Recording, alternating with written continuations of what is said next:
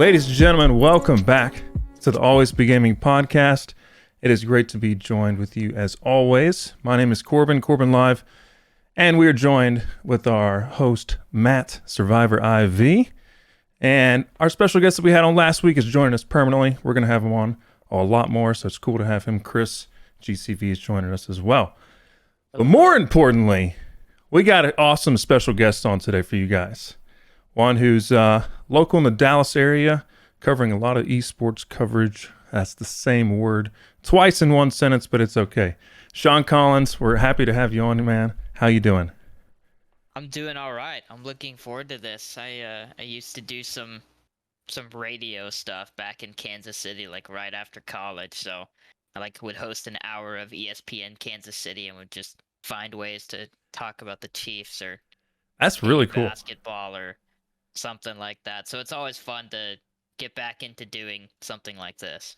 Yeah, I thought about trying to do that one time when I was in college as well, but I was too lazy to try to go through the ways to get there. To find ways to you yourself, basically by yourself, unless you have a couple people that you're interviewing, basically fill up an hour of time just with talking. Right. No, it's definitely true. There's radio hosts and preachers are the two best at that. There you go. Awesome, man. Well, we're happy to have you on. Matt, Chris, y'all have any kind of questions to lead us off or intros or anything? Yeah, sure. What do you want? You want to go first, Chris? No, you got it. I'll have to think about this. All right. So, Sean, I first remember running into you. We were at an Overwatch League event, and in the room interviewing. It was after a Dallas Fuel loss, and you were on the front row, I think. Just 2020 covering. Yes, it was 2020. Ooh, yeah, it was right before pandemic, I think, right, Corbin? Yeah. Yeah. And I just remember, like, I'm not a journalist. I did not go to school for journalism. Like, this is a hobby for me, but this is like your job. So, like, I just remember like asking some questions and then like looking over and like listening to you ask questions. Like, he's so good. He's so good. The first question I think that you asked was you just said you addressed a certain player and you said, what happened out there? And like, that was it. And it was just such like a really good, I was like, that's such a great question because like, it's not leading at all. It just opens the floor for everything. So like, talk to me, I guess I'm curious a little bit about like your background. Like, where did it start? Like, are you a gamer? Are you more of a sports guy? Like, where did it all begin? Like, where did you come from?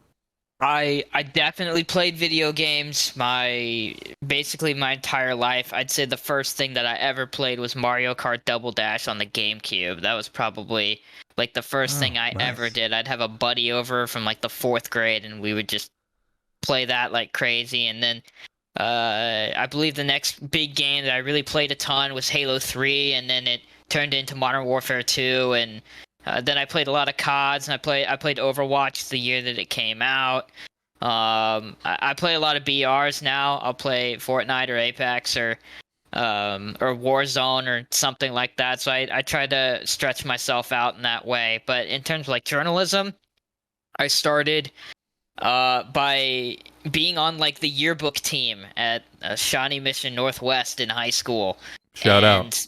Yeah, and that was just, I'd be working on like quite literally like 5 stories for an entire school year, and now I can like turn that in like in a week, no problem. But back in high school, doing 5 stories and interviewing people and like doing a good job for it was hard. And I mean, I wasn't always good at asking questions. I do think that I ask good questions now, but not always. But that was something I think I learned at KU. I covered the basketball team there. They've one of the most prestigious basketball programs in the country. That's an awesome job. Wow. Yeah. So I did that in college as kind of like a part-time job working for the student paper there, the University Daily Kansan. And I got a tip from a buddy who was a year older than me. He was my editor when I was first there, and he kind of just served as like a only barely older mentor who was very good at his job. And he said that sometimes like the simplest questions will get the best answers. And so, instead of, talking about a long play or bringing something out, I would just ask Bill Self, "What do you think of Marcus Garrett tonight?" And so he would just talk for a minute and a half, and you'd get a really good answer that was thoughtful. And then, after that, you can follow up with another question that's more specific to what they said, or then you can go to Marcus Garrett and you can talk to him. He's a Texas guy, by the way. I believe he's from DFW, and then you can kind of just go from there. So with Overwatch, sometimes there's just a ton of stuff going on the screen, and I've gotten better at identifying what's happening for sure, especially with putting a couple hours into the game and talking to professionals and experts and whatnot. But sometimes what I would just do last season, whenever I would speak with Rush and an interpreter for the Dallas Fuel, I would just ask them, what did you think happened on Dorado? What went wrong? And they'll just give you their candid answer on it.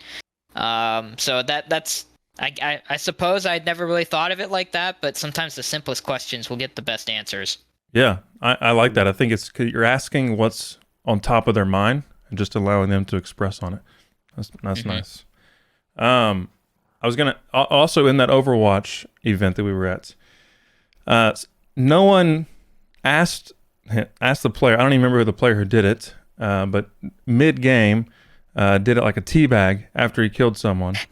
I don't know if you remember that or not, but no one brought it up and asked him directly about it. Is that like frowned upon, asking kind of questions about that in like the journalism world, or is it okay every now and then to kind of ask a funny approach to something? For sure. Like I remember with the Call of Duty League, maybe 2 years ago, I asked Simp about the body shooting, and like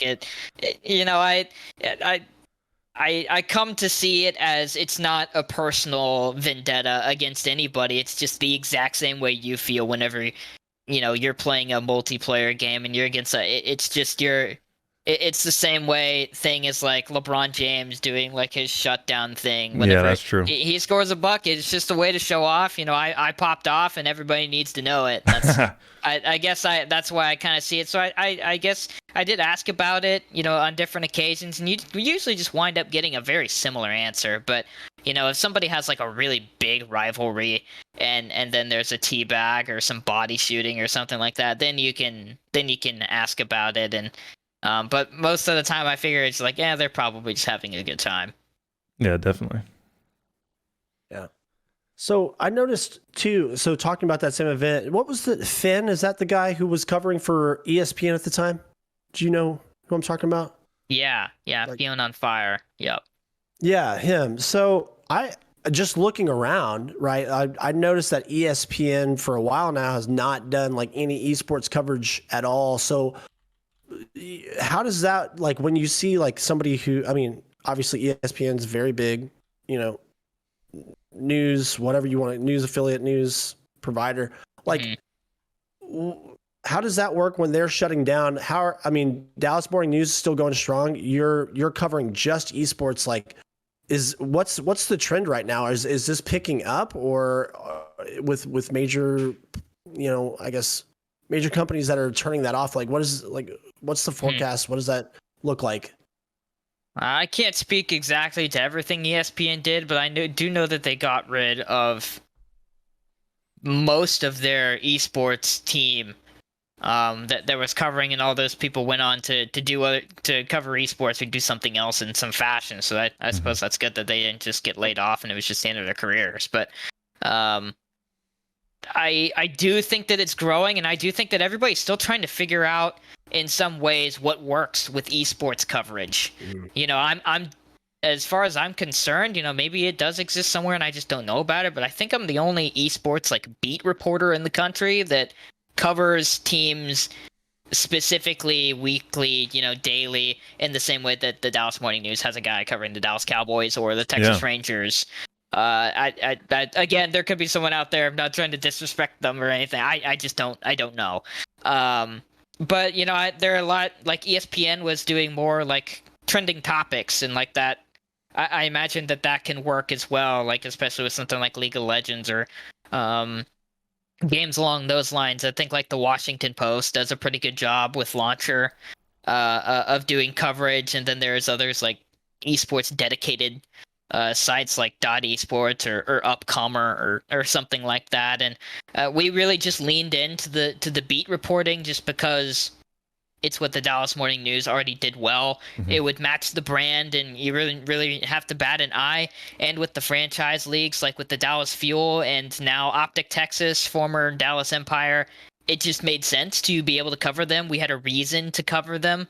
Like there are other esports orgs in Texas, and we've like written stories about them, but I'm not sure we could have an esports reporter dedicated to doing this all the time as like their full-time job if it didn't like make sense with that Dallas tag or that Texas tag. Maybe we would, but I know that was a big reason and why I was brought on, because these franchise leagues were popping up in different areas. So just as far as esports, I do think that it's important to understand that sometimes journalism and like storytelling in this scene can be difficult because the teams themselves and the players are trying to do as much of it as possible themselves, right? So like with Optic Texas, a challenge that I'll face all year long is, the fact that, they've already been doing their own vlogs. And they all are streaming all the time and talking to their fans, which they should. It makes sense. It's part of it's part of the culture of gaming, absolutely. But making sure that I'm still doing unique content and delivering them journalism and beat reporting, I think is probably the challenge. And I'm sure that there are other places that have seen those similar kinds of challenges. But what's nice is that I can, in a lot of ways, focus on the players and focus on the gameplay. And sometimes I think I ask questions that they don't ask themselves on stream, or chat doesn't ask them. So that, I suppose, that's something that's helped out. I think too, like you can be honest about the outsider's opinion. They're not going to be super critical of themselves, right? Where you definitely have that angle, and I think that people care to see that angle, right? Like there's no reason for me to just believe everything that I'm told from an organization where you're going to be able to kind of tell the heart of the story, right? Right. So I think you also touched a little bit on so they're going to be putting content out all the time. I mean, that's what they're doing, right? Is engaging their people. So like your main job, I assume, is writing stories in long form for Dallas Morning News. Is that just on the website, or is any of that actually going into the physical paper? I've had stories go into the physical paper. I think I've had a handful maybe since I started in January 2020, just because it lends itself so much better with esports being online. It makes sense. But a story that I had in the paper was like on the Botez sisters that play chess and stream chess. They're Austin based, and they joined Envy, and it was right around when the Queen's Gambit came out and was super popular. So that was just a trending story that made sense and probably had interest to people that weren't just hardcore gamers that are on Twitch or playing Warzone in their free time or what have you. And so that was a story that went in print, and it did really well. But we have other stories that do super well just based simply off of it being online or it making it to Reddit. Like Reddit's a big deal a lot of the time for some of our stories, just because people are so passionate on there, for better or worse. Yeah, and that's very true. It gets people talking. So like when the Optic and Envy merger finally was officially announced, even though everybody already knew it was happening because it was just leaked a million times, I did a story just breaking down all the leaks and then all of the Optic guys' responses to like when those leaks were happening. And so that was like an idea of a fun story that like those guys were never gonna do, but people on Reddit and Twitter just like absolutely ate it up.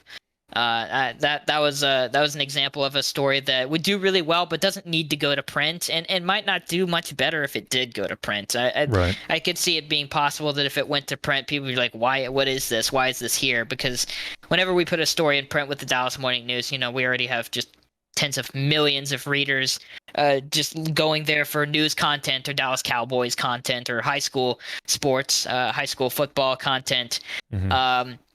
And so whenever I put a story in print, I then get to the part where we need to be basically explaining everything, explaining what streaming is, explaining what esports are, explaining what Call of Duty or Overwatch is. So like Optic Texas has a match this weekend, and I'll be covering it, and I'll have a story after each match. And those stories won't go into print because then I just won't be able to go like as in depth with like the gameplay and what happens, because I would then have to just over explain everything that's happening. And then, you know, a 700-word story would turn into a 1,500-word story, and then it wouldn't have the same value. So off that, have y'all thought about kind of a way to like make that content more absorbable by, you know, people on TikTok or something, of doing these as TikTok stories or whatever you have it, instead of actual, maybe it could also be along the news articles as well, but in short form content like that. We've played around with it a little bit. Obviously, I'm the only esports reporter at the Dallas Morning News, so I am stretched thin, but there was like a TikTok made based around like preseason Call of Duty League power rankings that I did, and like that one was short and funny, and it was kind of just a test to see what would happen. But you know, we've also just like started up a YouTube channel recently, and that way, you know, we chuck some things on there. Well, I'll give an analysis, or you know, I'll have a player explain a play that happened, and that's like very much startup, and we're kind of just like seeing what goes on there. And but there was another story that I did that was wildly popular the first year that I was at the Dallas Morning News, and that was when Warzone first got popular. I jumped into matches with Tommy and Tish, formerly of the Dallas Empire, and I interviewed them while we played together. Nice, for about that's great 90 idea. minutes. That's cool. And so the headline was just, I played Warzone with 2 Call of Duty pros. Here's what I learned. And that included both my writing and my insight from what happened, as well as, you know, 3 or 4 2-minute clips that came from it. And people enjoyed that. I also did like some interviews where I played with a Dallas Fuel player, and then ML7, an NV content creator that plays Overwatch, and I asked them questions, and we just posted a 30-minute video on YouTube as well. So that's also been something that we've been fiddling around with, and I like that. You know, that's a great idea. It's all a lot of work, but it is. We're very much happy with how it ends up looking. Yeah. That's awesome. I think the video content is just, you know, the age demographic that's keeping up to everything is kind of becoming a more absorbable. That is pretty form. cool. Yeah. So is it like I like that you said what you said, because it's like that headline, I played Warzone with 2 Call of Duty pros. Here's what I learned. Like, that is a draw you in title. Like, almost that idea in itself is, you go, okay, that's going to get clicks, that's going to get reads. Is half of your art form just finding, okay, what is it that people would be interested in? Or is it just, I need to find a story? Like, is there a blend of that, or like, what's the method to, like, when you're trying to find your next piece? Is it a little bit of both, or like, how does that work when you have like the YouTubes and all these things where it's like, so I go on YouTube and I search for things, people almost have verbatim what I search in the title, and so it's like that's a real thing too. So like, yeah, so tell me about that. I thought of playing Warzone like years before I was an esports reporter. It was back when like Fortnite was really popular, and anybody who was a big streamer was playing Fortnite. I mean, it was just the game to play at the time. And I was thinking, you know, watching some of these guys, they're very entertaining, they're very funny and stuff, but man, chat asks bad questions. They're not asking anything good. Like, they're just and anything that I want to find out or learn about some of these guys, they're just not digging very deep. And yeah, I had that kind of image of, you know, well, if I played with them, I would ask them good questions. Is that something that people would like? And that Warzone story was basically us seeing, you know, do people like this? And it turns out they do, and it turns out that they liked it in article form a lot as well. You know, we weren't sure if they would just only want it in video or if they would like it in article form. Sometimes just talking to these guys and getting them to chat about what's going on works really well. Like I spoke with Formal a few weeks ago, like in early January, maybe late December, and just posted a Q&A, and like that did super well on on Twitter and Reddit. So like some of the things that you just wouldn't expect to do well, do extremely well, and then sometimes like you'll work really hard on a story and it just doesn't land the way you'd want it to. Like I did a story. Well, it's kind of timely because there's like a winter storm coming here in Texas, and we know that an inch of snow can just level the state now, which is funny coming from Kansas because 12 inches of snow and like you're good to drive in 8 hours or something like that. But it I wrote a story talking to Call of Duty players, and like Crim6 told me, it's like I literally had to take my snake out of its cage and put him on my chest with my coat on to make sure that he stayed at body temperature so that the snake wouldn't die. And like I thought that was such a nice detail, and like that'd be something good to know. But the story just didn't stick in the way that some of the other things did, and I don't know if that's a part of the process of figuring out what people are interested in, or if it was just unlucky or something like that. But sometimes the stories you really like don't do as well, and sometimes the ones you're like, I guess we can try it, and then that does really well, and you're like, oh, okay, well, I guess we just keep doing that. But like with the headlines, that's super important. I did another one. We totally just went in on that idea for a little bit whenever we had the availability and it was possible. And I played Warzone with Crim6 and with the intention of going in and playing, and then he would tell me what I did wrong. And so the headline was, "The winningest Call of Duty player of all time critiqued my gameplay. Here's what I learned." And like it's the exact same, process, but with a different twist. And that one was fun as well. That's one where I feel like most who follow Crim6 or like him would want him to do that to them as well. Right. Like critique their gameplay, even not being a pro. Yeah, it's like Gordon Ramsay trying your food. You're like, he's gonna hate it, but just want to. It's gonna be funny when he's hating on it. Yeah, yeah, because he's a character. Yeah, he is. That's awesome.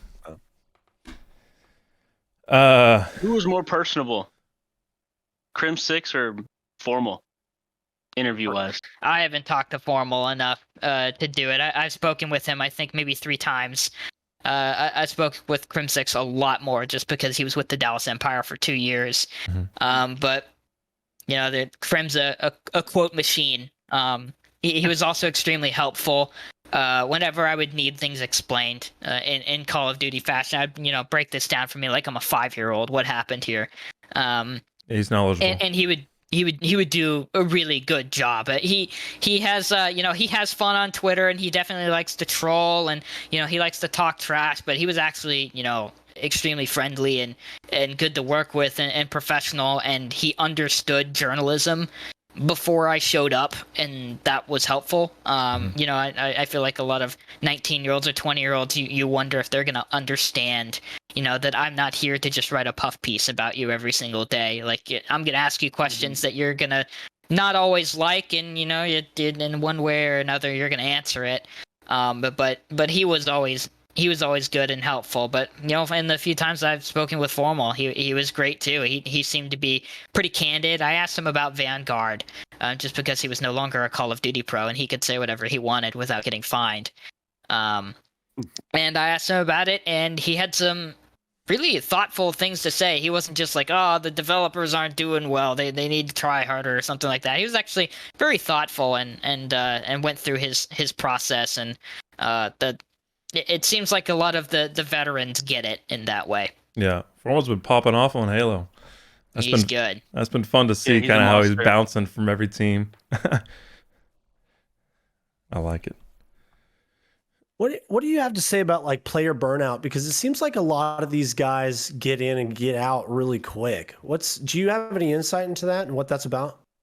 Yeah, it's just the absolute grind. In that, I like to play Overwatch because, I play for maybe, 8 hours a week, and it's always with friends, having drinks or doing whatever and laughing. But, they're playing it for 10 hours a day, every single day. They notice all of the bugs. They notice all of the imbalances in the meta and whatever is going on in the game. And then they compete. And if you're not absolutely winning, you're getting thrashed on Twitter and Reddit. So I think it's just like it's all mental in esports. You know, their mechanical ability is definitely necessary, and that's not something any average Joe can achieve. But I think that the mental aspect of esports is what makes it really impressive to be a professional. But I know I've spoken about this with like Clayster, who's 29 years old, and as much longevity as you can possibly have in Call of Duty. He's played as long as anyone ever. So he's spoken about it before. You have to take care of your mental health. You have to make sure that you know, have things outside of Call of Duty that you're enjoying, whether it's, you know, watching TV shows with your girlfriend or taking the dogs out for a walk or, you know, cooking or streaming it or something like that. Because if you get all entirely wrapped up in playing 60 hours of Call of Duty in a week, it's going to eat you alive. And so I think it's just that it's not necessarily built for everyone, because I think content creation, a lot of times, if you're not extremely competitive, is going to end up being more fun. Because you can put your creative aspect on it. You can choose your hours a little bit more effectively. You get to play with your buddies. And, you know, if you play poorly, if you lose, it can be a clip and it can be funny and no one's just going to like go crazy on you for it. But if you don't play well and you're a pro, it's going to be awful. So I think it really just comes down to that mental aspect of playing a game every single day for, you know, 10 hours a day. Yeah, I agree. I mean, I get burned out on games just playing them too much casually. So I Right. can imagine that as a pro practicing for 8 hours a day, that'd be pretty easy to get burnt out on. That's for sure. Right. In the Call Sean, of Duty, Go, Chris. in the Chris. Yeah, Call good. of Duty competitive esports kind of side right now, I see morale being low. Do you see that as well? Partly because of the game. Yeah. And That can't be denied. I think that they're frustrated about the game coming out and being buggy, and you know, Krampus was in the game for like 2 or 3 weeks, and Yeah, so they they just couldn't practice. Like it's just things that just That's seem terrible. really, really silly, and like the attention to detail. I know that they're not happy about the lack of like playable maps at the pro level. I think that the Kickoff Classic did show a little bit that it's going to be a fun product if you like watching professional Call of Duty, because the teams and the players will make it exciting. So I'm not concerned that, you know, watching the pros play this year is just going to be a complete drag or anything like that. As much as, like, you know, there are other things going on. Obviously, the Activision Blizzard things with lawsuits and walkouts and everything going on there. It's just that, you know, Overwatch and Call of Duty are kind of down bad right now, but I do think it's possible to regain. They have seen that their community is not pleased about it. They did make some updates to the game, I think as recently as today, with like a search and destroy diffusing and the silent, planting bug. Yeah, so they're making changes as the people complain about it. Which I think is a positive, but I think that they understand that people are unhappy right now. I think the franchising thing is fun. I personally like it. I think that it's so quick to judge in, you know, year 3 to say, oh, the franchising didn't work. Because if we look at like football or baseball or the NBA, imagine if they just like chalked it after 3 years and like, sorry, it's not going to work. We're not going to have the Boston Celtics. We'll just have, you know, something else. It's not. This is very much a long play, and I know that the owners think of it that way as well. And these are hurdles. It basically, we're like stepping on Call of Duty Legos right now. Okay, so here's a scenario question for you, and imagine they're both brand new leagues that come into existence. Which one are you going to be spending more time watching, or do you think the public would spend more time watching? A Call of Duty league that is how it is right now, or a Call of Duty league that was focused more on the battle royale side and having lands? Ooh, I think, oh gosh, that's tough. I mean, like, there's personalities already that are fun in the Call of Duty League, but like, let's say like Scump and Crim6 and Clayster all retire, and then it's like absolutely Warzone. I think the excitement right now is in battle royale games. It is action packed, and every game is different. You're not watching somebody die 50 times on bow cage. Yep. And instead you're watching Z-Laner drop 35 in a duos tournament on Caldera, and like that. That's just more fun to watch. Definitely so.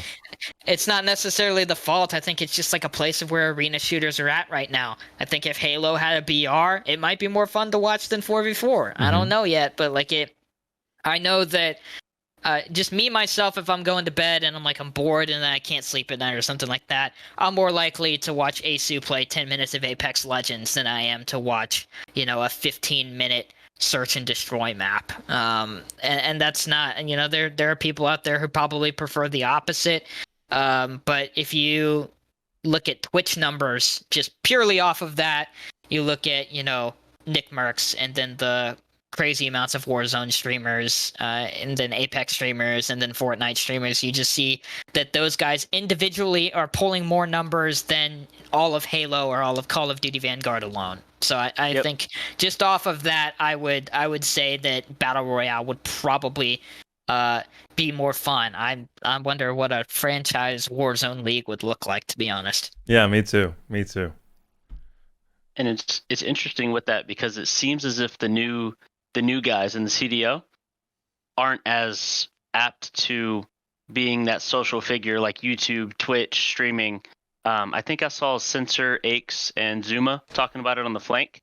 How there really is no more Scumps, Nayshots, Crim6, Teeps, Mercs, that personality in the CDL. And I have an opinion as if I think that is also what's driving it down and not getting the viewership, because they don't have the personalities pushing outside of just being a competitive Call of Duty player. Sure, they don't.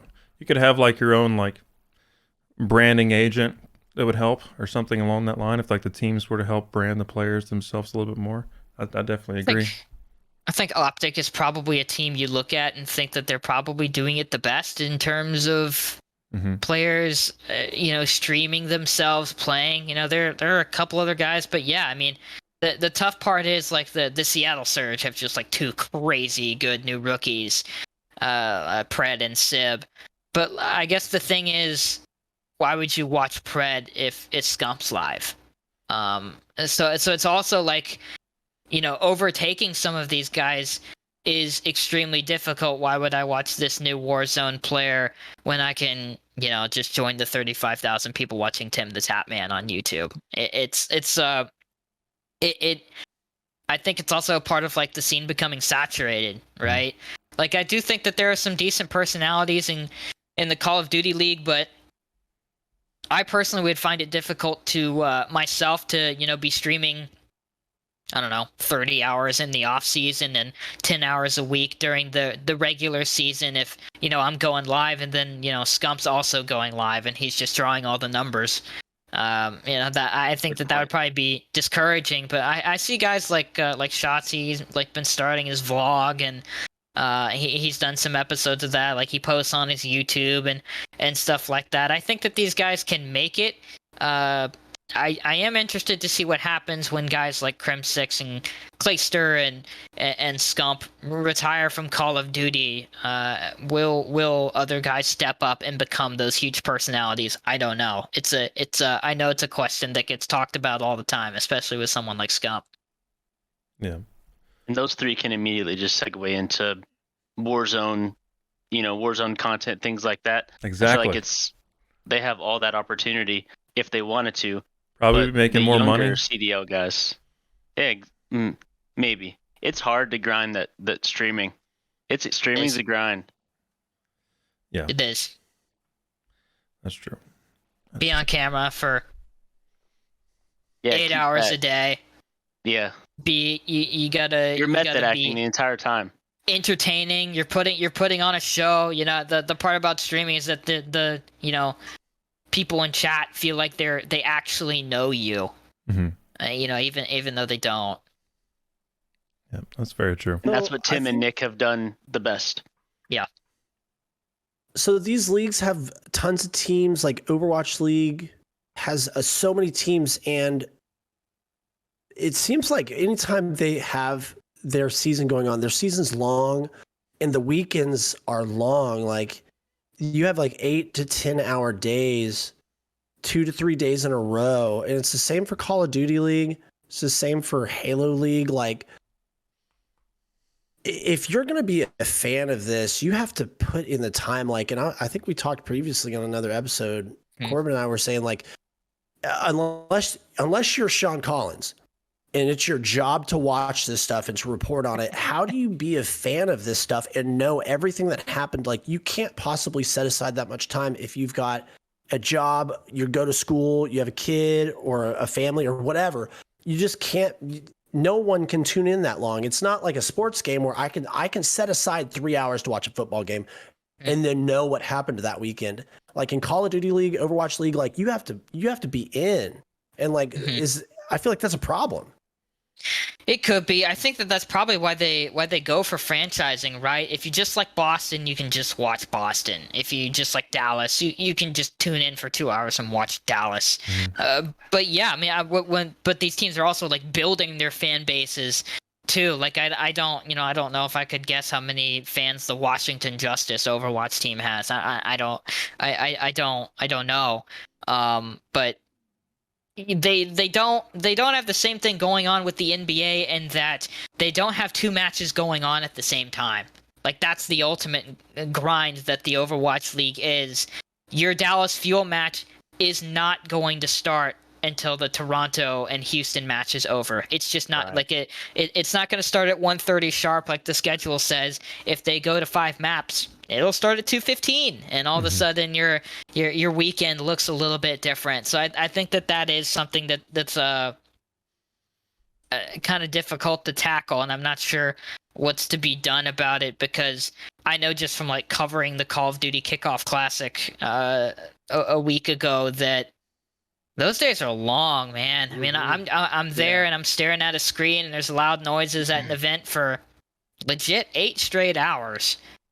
And that's it's a lot of Call of Duty to watch. And it's not that, the matches aren't entertaining as individual, hour and a half, 2 hour slots, but when you combine it to 8 hours, it becomes really hard. I'm still not sure. I think that we're still very much in the very early stages. I think that things are going to continue to develop in esports and change for the next 10 to 15 years. And they're still looking for exactly what formula is going to work. Right. But yeah, with like the Overwatch League, they have 20 teams, so like all of them could play one day or through a Saturday and a Sunday, and that's just going to be, if you want to know what happened in the entire league, you have to watch 20 hours of Overwatch. I think something that could help with this might be like legit helpful quality stat systems, in the same way that like, I missed the Lakers game, but I can check the box score. I saw LeBron had 35, but they lost by 3. What happened? Russell Westbrook shot 4 of 21 from the field. That's probably what happened, or something like that. But with Overwatch, you just see final score is 3-1. Don't really know what happened. Right. Yeah, Overwatch is really missing the mark on the stats. There's like, I've seen some companies that are specific for their stats in like League of Legends and stuff like that, but I haven't seen anything for Call of Duty. Yeah, because it'd be interesting to go back and look. Oh, he had so many headshots. This person captured so many flags. Made it into the play. Call of Duty has some stats. There's some guys who work on that, but the biggest problem with Call of Duty is that like the only thing that people ever care about is like kill-death ratio, which is just not a good way to know how an individual player did. I mean, a guy with a .89 could have made the 2 biggest plays of the match, and like it won't go over with fans. They won't notice. Yeah, that's very true. That's tough. That is a big Call of Duty thing as well. I forgot who I saw. They were talking about it on Twitter. But yeah, the analytics way past the KD is what really matters. Yeah. It does. It flipping spawns, You're like, they look at kill death ratio and then like hill time, how much time you spent in the objective, and like if those two stats don't look good, then the player didn't play well. That's like how people decide. Or I know that with Hugh last year in the Dallas Empire, he had the best KD on the team. So like people didn't understand why he was the guy who got dropped. And it's not that Hugh isn't a really really talented player, because he is. It was just that he wasn't meshing well with what the Empire were trying to do, and they were trying to find a guy who could mesh well with what the other three guys were trying to do. It doesn't have anything to do with kill death ratio, but people just saw that he had the best KD on the team. They're like, oh, what are they doing? Yeah, that's very true. Yep. You can have a lot of good players and not win a championship. That happens a lot of times in other sports. So, I mean, chemistry is the whole thing behind it all. Understand that. Of all the leagues out there, Sean, so two questions. Who's doing it the best as a business? Like they're building the best business, and who's doing it best as like actually fun to watch, like as a fan, in your opinion?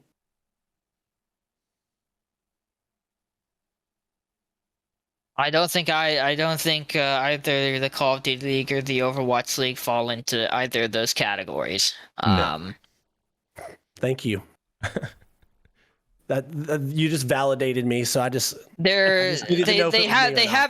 They haven't even been around long enough to even have a shot yet. But like also it's just not that. I suppose what were the two things? It was product and then, or it was like business and then like fun to watch. Yeah, exactly. Who's building the best business? Like, is there somebody who's doing that better than everybody else? And then who's building, like, who has the best, like, most fun to watch league? Like, the fans would enjoy it the best, in your opinion? I'm going to go with, like, recency bias on here and just, like, streaks. But I think just, like, overall, I think I'd probably look at, like, League of Legends and say that they're the most composed. The game's been around long enough. So I'd say from, like, a business perspective, it would probably be League of Legends, just because they're very sure of their product. They have a massive fan base. They get lots of people watching. Worlds is extremely exciting, and it draws a lot of attention. So I'd say that it'd probably be that. I agree. In terms of like fun to watch, I suppose that is definitely up for interpretation, but like, as far as like young esports that just did a really good job of making it work fast, Valorant did pretty well at that. Whether or not you like watching that type of gameplay, whether it's Valorant or Counter-Strike, if you don't find that to be exciting to watch, then you don't. But I think that they've found a way to make that exciting pretty quick. Halo Infinite had a pretty good start. There's some issues with the game right now. I know that they have a hacker problem. It's not like Call of Duty doesn't, but Right. I know they have a hacker problem right now, but they fired out Halo Infinite ready to go with an eSports schedule, and then Raleigh was pretty hype. And then they had teams that were fun to watch, like Cloud9 and Optic are really competitive against each other, like Formal bouncing from team to team and those teams being good and him popping off. Like there's fun storylines there that developed, and they kind of just happened organically. So I feel like I'll credit something like that for entertainment. I agree. Okay. The way that they did that, just having the online ability for you and your buddies to get a chance to go play against some of these pros, that's amazing. And to drop that the first weekend when people weren't even expecting a game yet. Yep. That was Apex impressive. Legends-esque. They did a great job. Those two games both did. Apex is awesome. That game like continues to peak in the weirdest way. I just re-downloaded it, so I'll probably play some games pretty soon. It's been a long time, but it was so fun when it first came out, and it's just getting better. Respawn is just good. Yeah. They're stealing people from other BRs, especially Warzone. You're not going to get hacked on. Yep. You're not going to have really obnoxious, stupid bugs in the game that just ruin your tournament or your casual public match. It's just, you know exactly what you're going to get when you play Apex. Huskers was a pro Apex player, was he not? It was. He was one of the, like at the beginning, very, very good. One of the best, I think. Mm-hmm. He had the sweet spot with Warzone at the perfect time. But yeah, Huskers Huskers was a Game Battles tournament junkie back in the day. That's all they would do. They would just make money playing Call of Duty tournaments, S&D, stuff like that. Yeah. Yeah, I they think he did. just dropped 57 earlier this week. Very Sheesh. casual. Oh yeah, that's the solo record. Yeah. Yeah, I saw that. I saw Teep set his own PR earlier, or this week or last week, something like that, like 47. I don't understand those huge games. It's just miraculous. That's crazy. That's just I've Even never when you seen play 47 so much- players. Yeah. Yeah, I can't understand how they don't get third partied, Yeah. or how they rotate good enough and well enough to know that they won't get third partied. I know. Things It like feels that. like they're able to walk out into the open and just live. And just when I do it, I'm just melted. Exactly. That's what I'm thinking when I'm watching. Yeah. Or I'll get killed by a plane. Yep. That's They're happened just more better. often. That's just all there is to it. They're just Yeah. better. That's exactly it. Did you watch any of the Tim the Tatman's terrible picks? Well, I'm from Kansas City, so Oh yes, you did watch. Very disappointing. it was just a curse. It was a curse. I think that's so fun though. Yeah. The Chiefs lost, but it is really it's hilarious that Tim the Tatman is just the ultimate jinx Absolutely. for predictions. I legitimately am just going to think whatever team he doesn't pick in the Super Bowl is going to win. Right. I actually just feel confident at this point. I think he said the Rams. If he picks the Bengals, the Rams are winning it. Or if he picks the Rams, Joe Burrow's throwing 4 touchdowns. Like it Yeah. He officially picked the Rams. Corbin? Yeah. I saw he picked the Rams. Oh, the Bengals are winning. It's over. But he's doing such a good job with that, just kind of embracing himself and all this stuff, just to keep increasing his personal brand. I don't know the numbers, but I would assume that in the last year or so, he's probably become a bigger figure than Ninja in that whole kind of streamer or personality space of it. Oh yeah. The YouTube deal was big. He signed with Complexity, which probably brings in some more like Dallas Cowboys fans. He did a stream over there from AT&T Stadium, playing with Ezekiel Elliott. It's like he had a huge year. Obviously with Warzone, Oh yeah. he was really big, and he benefits from his buddy Nick Merckx going over to Apex, I'm sure, with viewership. Mm-hmm. But yeah, the hype with Fortnite, I think that game still gets quite a few viewers, but the hype of Fortnite isn't what it was in late 2017, early 2018, where Ninja's pulling crazy viewers every single day, and now Tim the Tatman kind of he made good connections. He had friends that did very well in the scene, and made a couple business moves that were pretty beneficial to him, and now he's very much at the top of streamers. Yeah, I agree. And your point, Corbin, he does like I think ESPN posted an entire they did Instagram today. post just about his picks and like on that. That's insane. That's just crazy. Yeah, he is good at running with just his organic personality and how it just goes with everything. Mm-hmm. Him and Nick Merckx, I think, are on the two top. I really don't know who would be. Sean, what do you think? Who has a bigger reach in terms of viewership and on YouTube and Twitch? Tim the Tatman or Nick Merckx? Well, I know that there are a bunch of Spanish streamers that do extremely well, like crazy numbers. But I don't know well enough. But if we're talking about like that realm of like battle royales or like first person shooters, on Twitch, I guess Dr. Disrespect is pretty big. Yeah, he's up there for sure. He probably gets to be in the conversation. Pokimane is a huge influencer on Twitch. I mean, she can pull crazy viewers just by talking, about current events or whatever is going on in her life, or doing something with her housemates. I think that she probably has to be in there as well. Yeah, I agree. If I had like gun to my head, if I had to pick two right in this very moment, maybe those two. XQC, maybe. He's pretty big. Yeah. XQC is a pretty big deal. He can play whatever he wants and pull 25,000 viewers.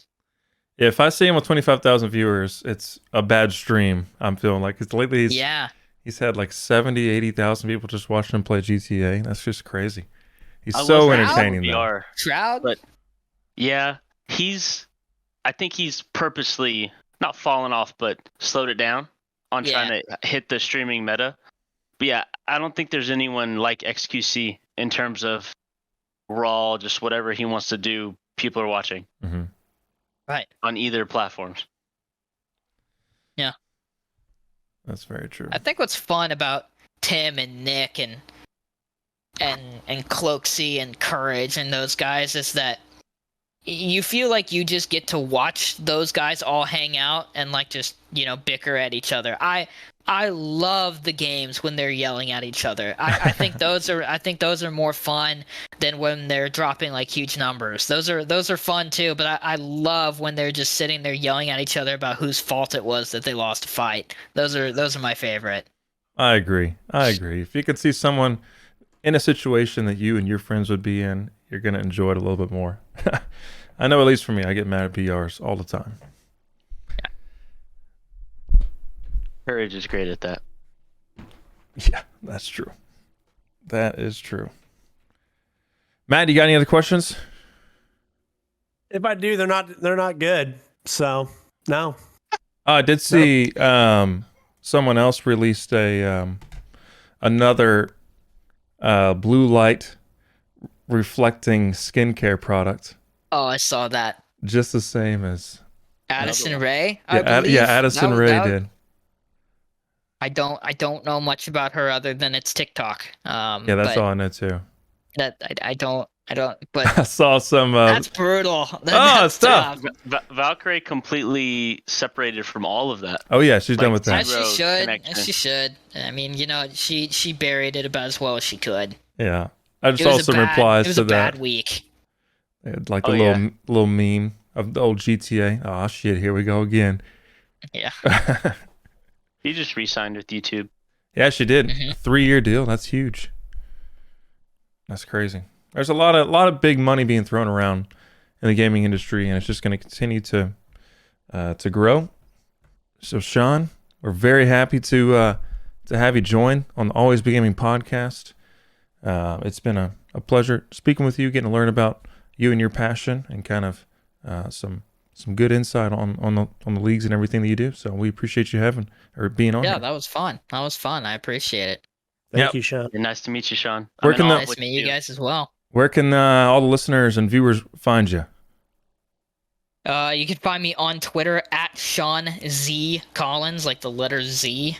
It's not my middle name, but you know, there's a lot of Sean Collins out here, and I had to figure out a username that I could make work that wasn't gonna look terrible, and that was the best that I came up with. And trust me, it took several tries. You can do that. Also, you can find my coverage at dallasnews.com in the eSports section, covering Optic Texas and the Dallas Fuel. Man, well, awesome. Everyone go drop a follow there. And we appreciate you again, everybody. Thanks for hanging out and listening. And don't forget to always be gaming. We'll see you guys next time.